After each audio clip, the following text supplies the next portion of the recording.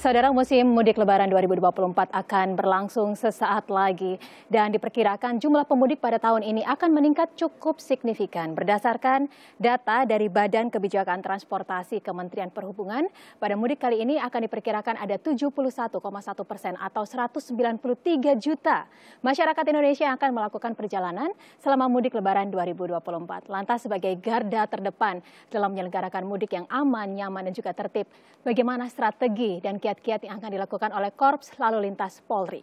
Kita akan bahas selama 30 menit ke depan hanya di Bincang Kita bersama saya, Diana Dwika.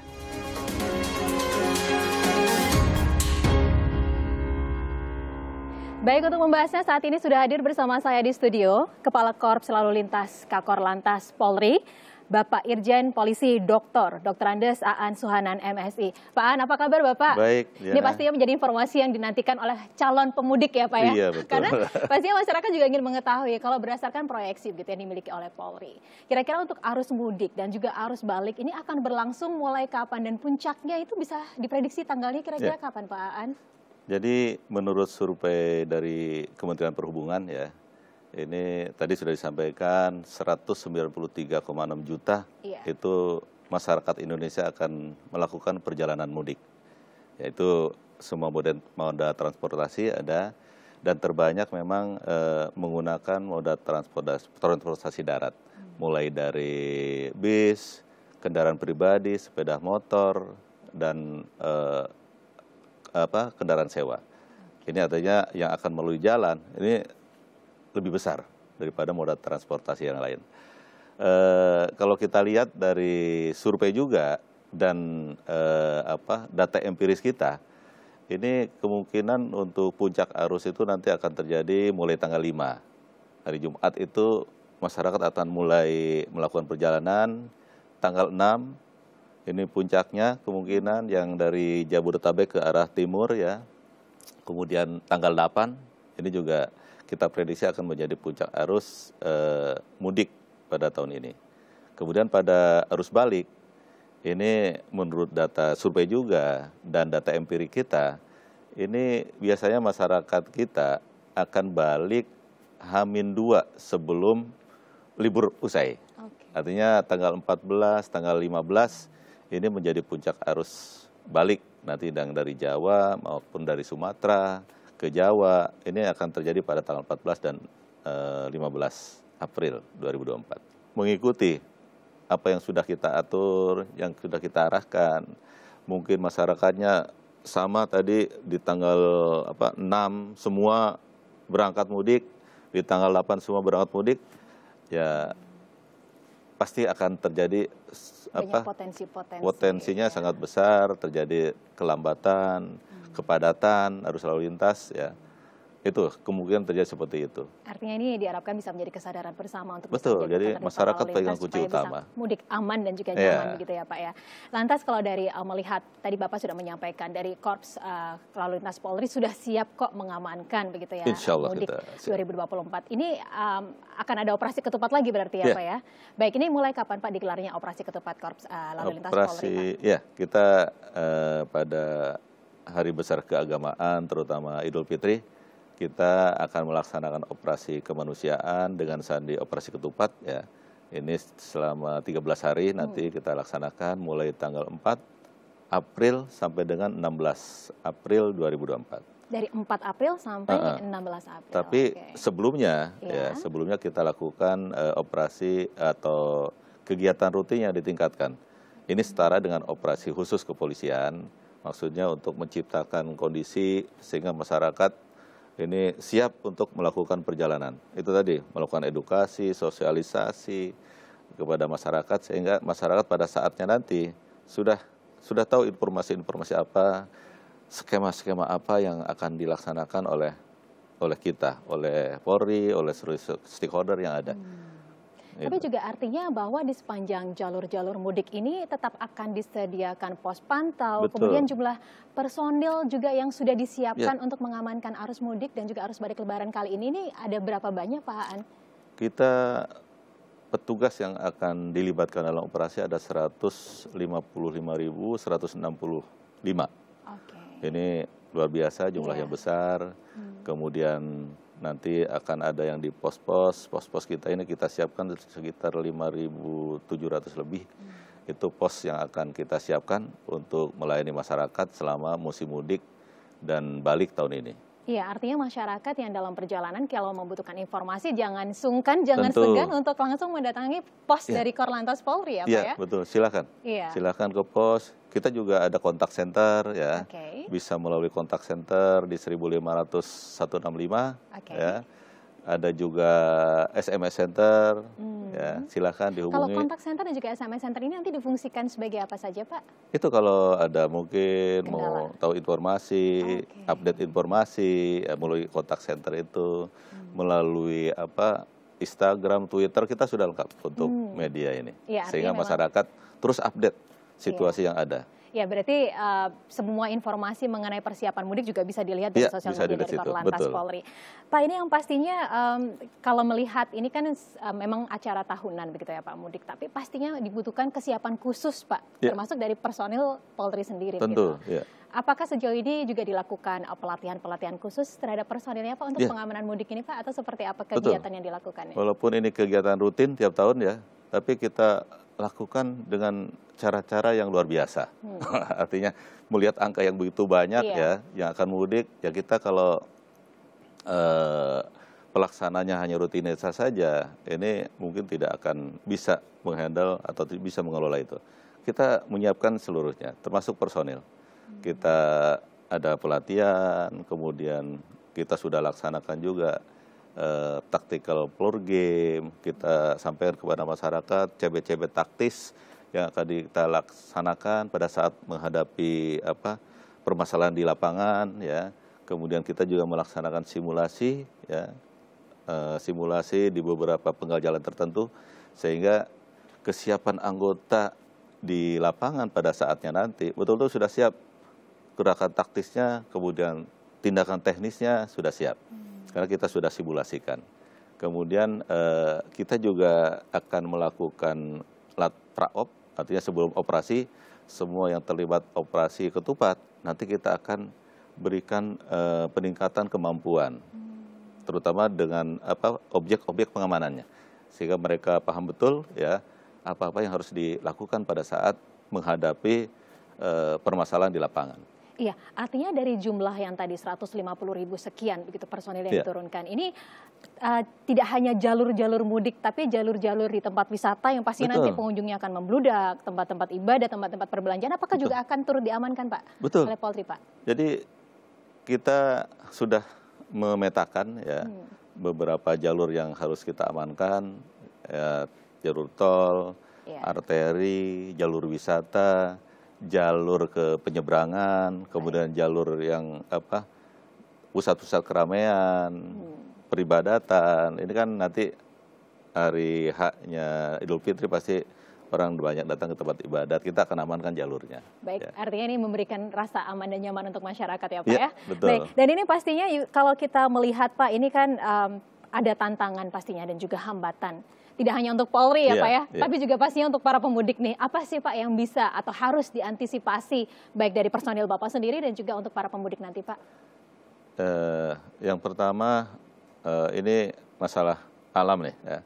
Musim sekarang ini sudah diprediksi anomali ya, Pak? Ada anomali musim. Kemudian ada juga kita lihat sekarang sudah mulai terdampak oleh bencana.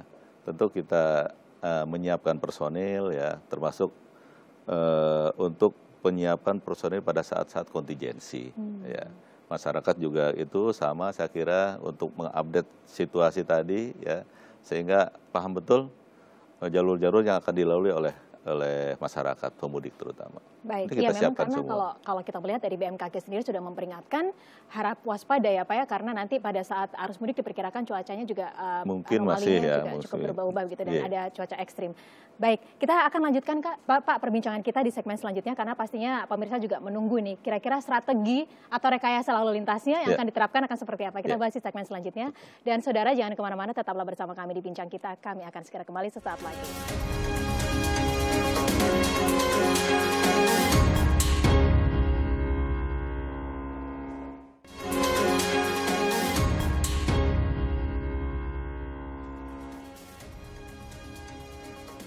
Baik, Anda kembali bersama kami di Bincang Kita, masih bersama Kepala Korps Lalu Lintas Kakor Lantas Polri, Bapak Irjen Pol Dr. Andes Aan Sohanan MSI, melanjutkan perbincangan kita Pak untuk persiapan arus mudik dan juga arus balik Lebaran 2024. Tadi yang pastinya Bapak juga menyebutkan ini hati-hati masyarakat ada kemungkinan cuaca ekstrim. Nah ini kan kalau misalkan di rute-rute Jawa Tengah biasanya juga suka terjadi banjir. Apakah juga sudah dipersiapkan Pak jalur-jalur alternatif untuk menghindari kemacetannya Pak? Betul, Jawa Tengah ini salah satu daerah yang terdampak ya oleh banjir. Ya. Kita sudah menyiapkan, ini sekarang kan sudah open traffic lagi, udah jalurnya sudah bisa dilalui lagi di jalur Demak Kudus ini yang terdampak sangat parah. Ya. Ini juga dari Kementerian PPR sudah mulai memperbaiki, ya, memperbaiki jalan yang rusak akibat banjir. H-10 nanti dipastikan untuk jalan yang terdampak banjir ini sudah bisa dilalui. Namun kita juga sudah menyiapkan alternatif jalan ya apabila terjadi banjir kembali di tempat yang sama ya. Ada 3 alternatif jalur ya nanti akan kita terapkan ketika terjadi banjir di Demak Kudus ini. Ada jalur melalui Purwodadi, Blora sampai ke Rembang ya. Kemudian melalui Ngawen, Kudus, ya. Ada satu lagi melalui Blora juga. Itu sudah kita siapkan untuk jalur alternatif ketika terjadi banjir. Di tempat lain juga sama, ya, karena kita sudah petakan ada 155 lebih untuk daerah rawan bencana di jalur mudik terutama. Ini sudah kita siapkan jalur-jalur alternatif yang nanti digunakan pada saat terjadi bencana. Namun pada saat normal ya kita akan maksimalkan jalur reguler yang ada. Artinya kita tidak merekomendasikan untuk penggunaan jalur alternatif ketika ini tidak ada bencana, tidak ada hambatan apa-apa. Kita akan maksimalkan mengelola itu, makanya petugas akan kita maksimalkan, jumlahnya kita maksimalkan, sehingga masyarakat ini bisa melalui jalan-jalan yang sudah disiapkan itu. Lantas kalau untuk strategi nih Pak, untuk rekayasa lalu lintas pastinya juga sudah ada strategi khusus begitu ya Pak, ada kontraflow, one way, kemudian juga kalau tidak salah ada ganjil genap begitu ya Pak ya. Kita bahas dari kontraflow dan juga one way sendiri. Ini apakah ada periode-periode khususnya Pak dan juga jam-jam tertentu untuk pelaksanaannya atau seperti apa? Ada, kita sudah membuat SKB, namun kami sampaikan dulu bahwa untuk skema yang sudah kita siapkan ini itu melalui beberapa kajian tentunya ya. Kemudian beberapa simulasi dengan angka 193 juta itu kita melakukan simulasi di penggal jalan, contoh di penggal jalan Jakarta Cikampek, di tol Jakarta Cikampek dari kilometer 36 sampai dengan 57 dan seterusnya sampai 66 itu kita simulasikan ketika puncak arus itu PC rasio, ini sebagai patokan kita PC rasio ada di 1,7. Moderatnya itu 0,8 ke bawah. Artinya apa itu Pak? Artinya itu udah stuck. Kalau kita tidak melakukan rekayasa lalu lintas. Sudah berhenti. Jadi kita nggak bisa bergerak lagi. Kalau udah 1,1 aja udah stuck, udah 0 km per jam. Nah ini 1,7. Terus kita simulasikan ya dengan intervensi membatasi kendaraan angkutan barang sumbu 3 ke atas. Kita simulasikan itu dimasukkan, ini angkanya juga masih 1,2 ya, artinya masih tinggi, masih cukup tinggi. Nah, kita harus melakukan upaya lain. Nah, kita simulasikan ya menambah kapasitas jalan dengan kontraflow 1 lajur, 2 lajur sampai 3 lajur, ini masih 0,9. Masih 0,9. Artinya masih cukup tinggi kepadatannya. Akhirnya kita masukkan skema ganjil genap, itu dapat angka PC rasio 0,7. Artinya ini udah lumayan lah. Lumayan artinya tidak stuck. 0,7 juga ini sebenarnya belum kecepatannya belum maksimal. Ya.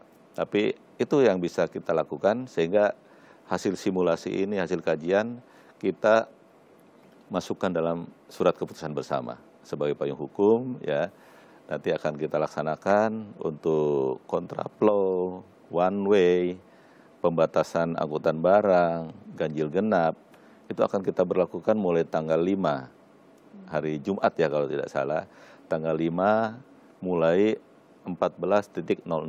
14 Iya, jam 2 siang. jam 2 siang itu akan kita mulai terapkan ya untuk pembatasan, untuk kontraflow, one way ini ada di jalur Jakarta Cikampek ya. Kemudian ganjil genap juga sama dari kilometer 0 di Cawang. Ganjil genap ini hanya yang ke arah timur aja. Dari 0 kilometer 0 maaf, dari Cawang sampai dengan kilometer 414 di Semarang. Itu ganjil genap. Kemudian dari 36 ke 72 kita akan lakukan kontraflow 3 lajur. Dari 72 sampai Semarang itu one way nantinya. Ini mulai tanggal 5 14.00 ya.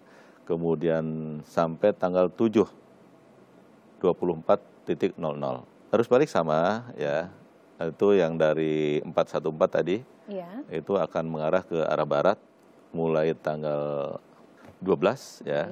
Itu kita akan berlakukan rekayasa lalu lintas yang sama sesuai dengan SKB yang ada.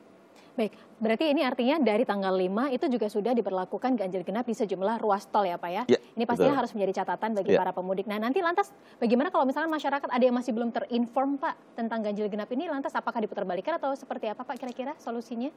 Kita tidak memutar balik, Iya. kita tidak menghentikan ya untuk yang melanggar ganjil genap, tapi kita akan mengawasi dengan etle kita. Oke. Kita sudah punya teknologi yang cukup baik ya. Nanti di kilometer 0 tadi, kemudian di gerbang tol yang mengarah ke timur, itu akan kita siapkan kamera etle. Baik Pak, ini kan pastinya tadi dengan strategi one way, ganjil genap dan juga kontraflow ini bagaimana supaya tidak mengganggu kelancaran arus kendaraan Pak?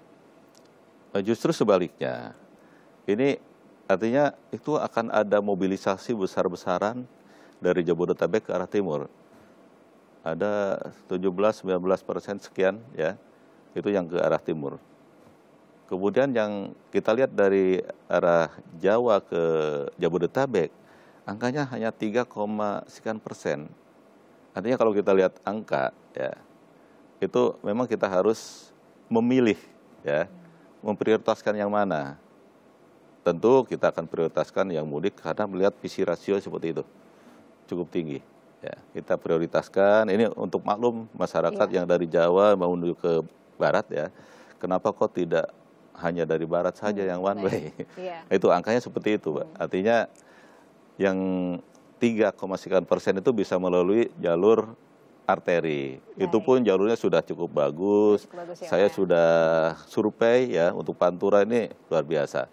Untuk jalur tengah juga bagus. Baik, ini karena memang semua kebijakan sudah berdasarkan data begitu betul, ya Pak? Betul. Baik, dan kita akan membahas juga selanjutnya, ini juga ada pastinya kerjasama dengan berbagai instansi-instansi terkait seperti apa kolaborasi ini dilakukan, kita akan bahas di segmen selanjutnya. Dan saudara jangan kemana-mana, bincang kita akan segera kembali sesaat lagi, tetaplah bersama kami.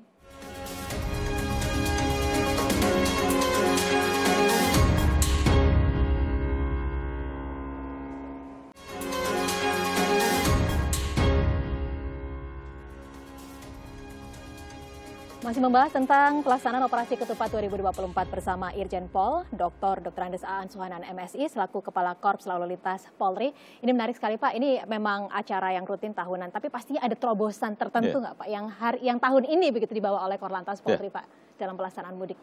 Jadi tadi skema-skema yang kita lakukan ya itu selain berbasis pada data empirik maupun hasil survei, dalam implementasinya kita nanti akan dibantu juga oleh teknologi ya. Kita bersama-sama dengan pengelola jalan tol sudah memasang beberapa traffic counting, kamera traffic counting. Artinya ini untuk membantu petugas yang di lapangan kapan harus melakukan rekayasa lalu lintas tersebut. Jadi setiap jamnya kalau sudah 5.200, kita harus melakukan intervensi tadi, melakukan kontraflow sampai dengan one way. Kalau sudah angkanya 7.000, itu semua berdasarkan data-data dari kamera traffic counting kita. Sekarang udah banyak, ada 7 kurang lebih di jalur Jakarta Cikampek ya, kemudian Cipali juga ada. di arteri juga ada di Pantura ya kamera kita untuk traffic counting ini. Kemudian di rest area juga ada beberapa rest area sudah menggunakan traffic counting. Jadi masyarakat akan lihat ketersediaan parkir yang ada di rest area ini. Kalau sudah nol, berarti kan harus lanjut jalan terus. Kemudian kita juga nanti akan memberikan informasi kepada masyarakat melalui SMS blessing, WA blessing, itu memberikan informasi kepada masyarakat tentang rekayasa lalu lintas yang digunakan. Kita juga akan menggunakan drone untuk memantau situasi lalu lintas. Kita juga akan kendalikan semua dinamika operasi ini melalui command center kita yang terpadu dengan seluruh stakeholder. Ya, luar biasa sekali nih ya Pak ya, upaya-upaya untuk bisa menghadirkan mudik yang aman dan juga nyaman untuk para masyarakat. Tapi yang pasti juga di sini masyarakat kan tidak hanya jalur darat, tapi juga melalui laut gitu. Dan biasanya ini terjadi penumpukan Pak di pelabuhan. Apakah disediakan buffer zone atau seperti apa rekayasanya nanti akan jadi diterapkan, untuk ke penyeberangan ini ya di Merak, Bakauni, Ketapang, Gilimanuk, ini yang menjadi titik krusial kita. Karena karakteristik pelabuhan kan lain. Kalau jalan tol kita terus lancarkan. Kalau pelabuhan terbatas, nggak bisa kita terus masukkan, pasti akan terjadi stuck di situ. Maka kita lakukan strategi delaying system atau penundaan perjalanan. Kita sudah siapkan tempat-tempat untuk melaksanakan delaying system ini di tol, ada di kilometer 43, 68, di arteri juga kita siapkan ya. Buffer zone juga kita siapkan ya di Cikuasa atas, di Merak ini, kemudian di mana Bakauni juga kita siapkan. Ini untuk mengatur arus masuk ke pelabuhan sehingga tidak mengganggu arus lalu lintas yang reguler masyarakat sekitar sehingga tidak terjadi kemacetan. Itu untuk penyeberangan ya. Gilimanuk juga sama, Ketapang, karena empirik kita Gilimanuk juga pada mudik ini ada kepadatan, ada peningkatan arus yang menuju ke Jawa. Jadi semua itu kita persiapkan. Ya, jadi sudah ada buffer zone dan juga delaying system begitu ya. Dan satu lagi, kita akan kawal untuk sepeda motor. Ini untuk melakukan penyeberangan. Yang ke penyeberangan. Dari buffer zone tadi kita kawal sampai ke pelabuhan. Ini untuk menjamin keselamatan, kelancaran daripada pengemudi kendaraan bermotor ini. Walaupun kita sangat tidak merekomendasikan untuk mudik menggunakan sepeda motor ini. Karena sangat potensial terjadi kecelakaan. Terlibat kecelakaan. Datanya di kita cukup tinggi keterlibatan sepeda motor ini. Ada 78% lebih sepeda motor yang terlibat kecelakaan. Lantas upaya-upaya apa saja Pak yang saat ini mungkin coba ditawarkan termasuk oleh Korlantas Polri begitu untuk bisa menghadirkan mudik yang aman untuk masyarakat selain tadi rekayasa lalu lintas dan pengamanannya Pak? Jadi dari pemerintah sudah menyiapkan mudik gratis. Mudik gratis? Dari BUMN, dari swasta, dari Polri sendiri kita menyiapkan mudik gratis ini bersama Bapak Kapolri. Kita target 40.000 penumpang ya. Kemudian tujuannya ada ke Jawa Timur, ke Jawa Barat, Solo, Jawa Timur, Jawa Tengah, Solo, Jogja, sampai ke Jawa Barat. Nah ini kalau untuk kolaborasi Pak, begitu, Korlantas Polri ini berkolaborasi dengan institusi apa saja dan bagaimana sejauh ini Pak kolaborasi yang tengah berjalan Pak? Jadi sinergi, kolaborasi ini sangat menentukan keberhasilan operasi ini. Ya, kita sudah sejak awal melakukan kolaborasi sinergi dengan Kementerian PUPR. Kita pastikan jalannya bagus, jalannya bisa dilalui. Kita dengan Kementerian Perhubungan, dengan Kementerian Kesehatan, semua stakeholder kita bersama-sama untuk melakukan survei, melakukan operasi nanti bersama-sama. Dari BUMN, ada Pertamina, ada Jasa Marga, semua kita libatkan. Tentu kolaborasi ini tetap selebihnya ya, kolaborasi yang kita lakukan, persiapan yang kita lakukan, selebihnya ini masyarakat yang menentukan. Ya, masyarakat sendiri. Kalau masyarakatnya tetap memaksa untuk mungkin pada hari tertentu sama-sama, ya kita tidak bisa ini juga kan, nanti tetap kita harus melakukan pelayanan ini. Ya. Jadi masyarakat sangat menentukan keberhasilan operasi ini, menentukan kelancaran, keselamatan. Baik, Ya. kondisi jalanan, rest area semuanya juga sudah dipersiapkan Sudah, ya Pak sudah ya? kita Baik, persiapkan. sudah dicek juga begitu Ya. ya, termasuk oleh Korlantas Polri.